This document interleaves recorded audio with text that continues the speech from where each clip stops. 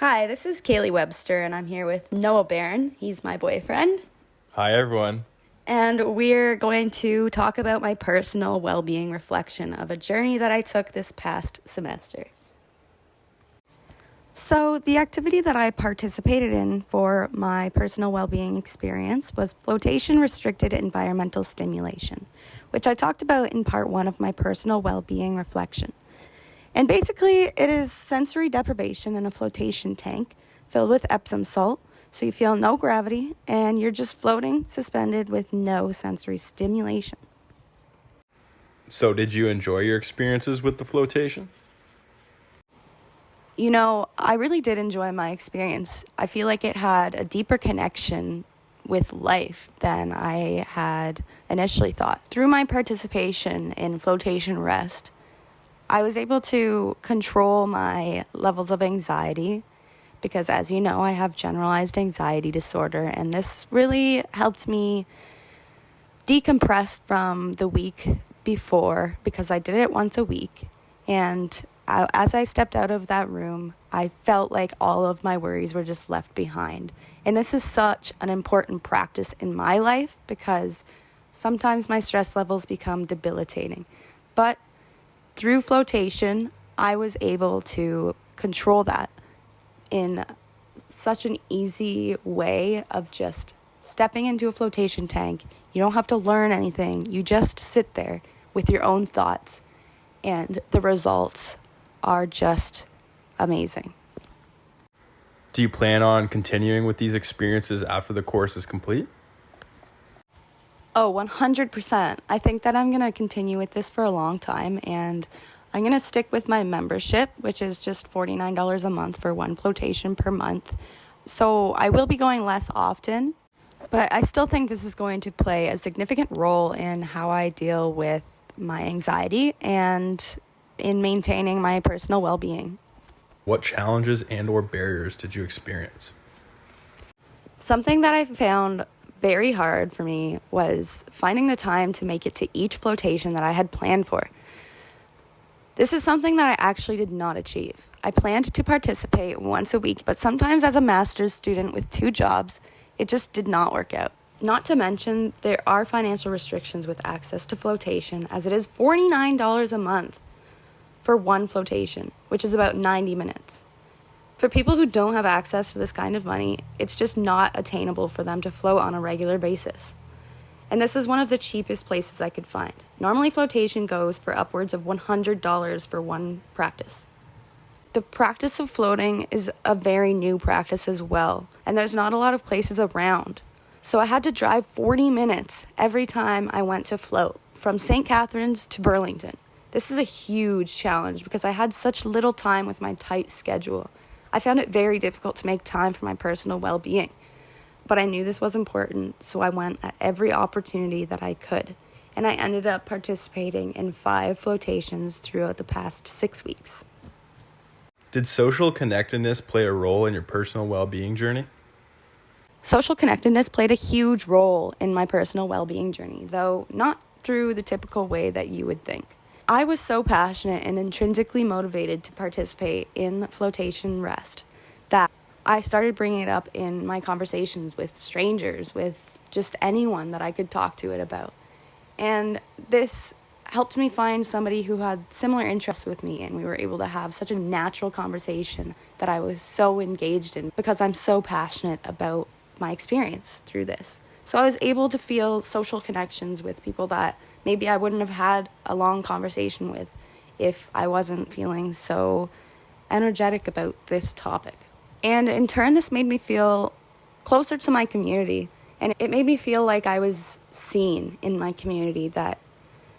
And I wasn't seen before. I felt like I was an outsider in this community, but now I've found people with similar interests, and I feel more at ease and like I belong here. I just had to find my niche of people.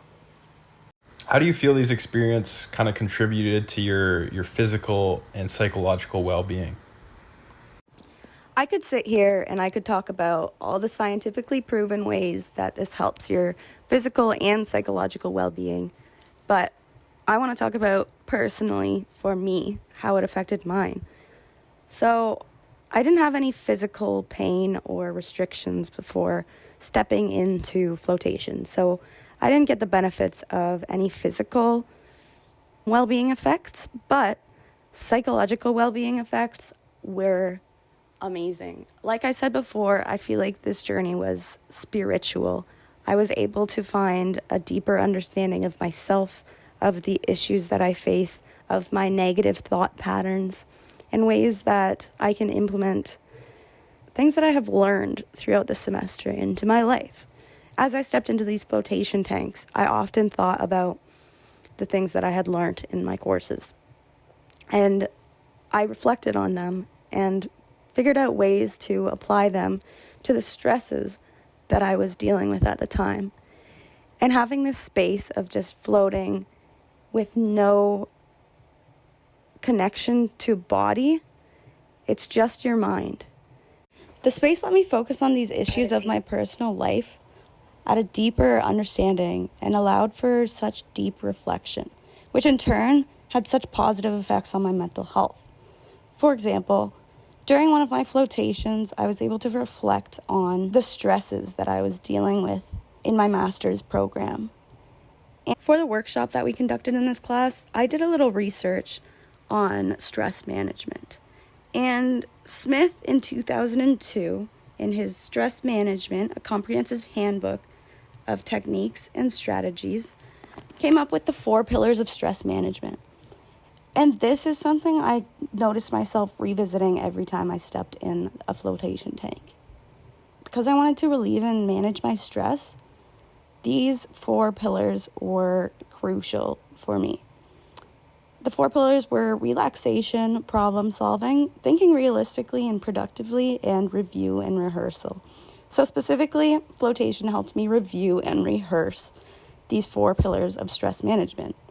I was able to revisit my past stressors and rehearse how I would react in the future within my own mind using these other pillars of stress management.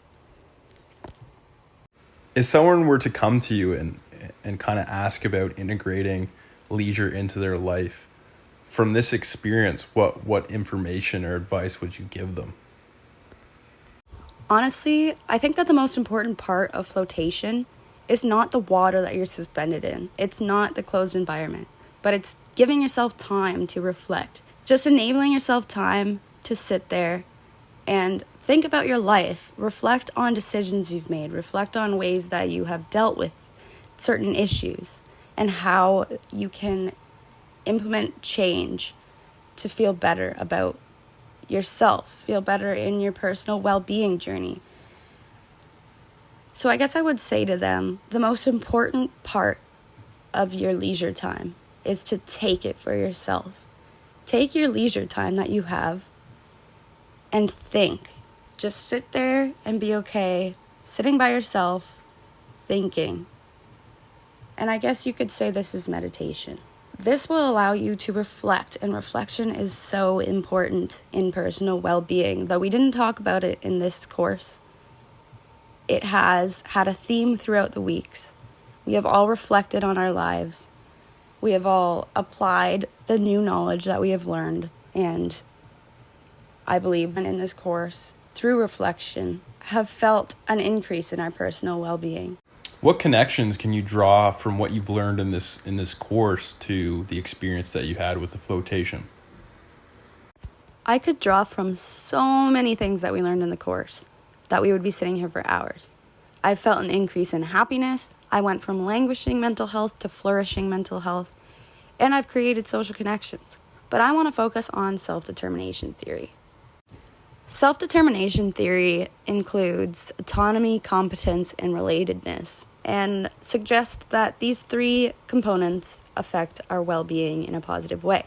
I felt that I had autonomy because I had the choice of how I wanted to interact with my own thoughts during my flotation. I could sit there with an empty mind, just completely not thinking about anything, or I could sit there and reflect. That was my autonomy. And making the choice to go every day by myself made me feel like I was an independent person choosing to do this. It was my leisure activity, and I felt autonomy through it. Competence, I felt very scared at first during my flotation because it's dark. You're floating alone in a dark room with no sound from the outside or coming from the inside. This is a scary thing for me.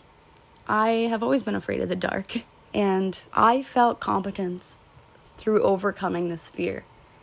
After the first couple of times, I didn't turn on the internal light, and I was able to just sit there floating in complete darkness for the entire 90 minutes.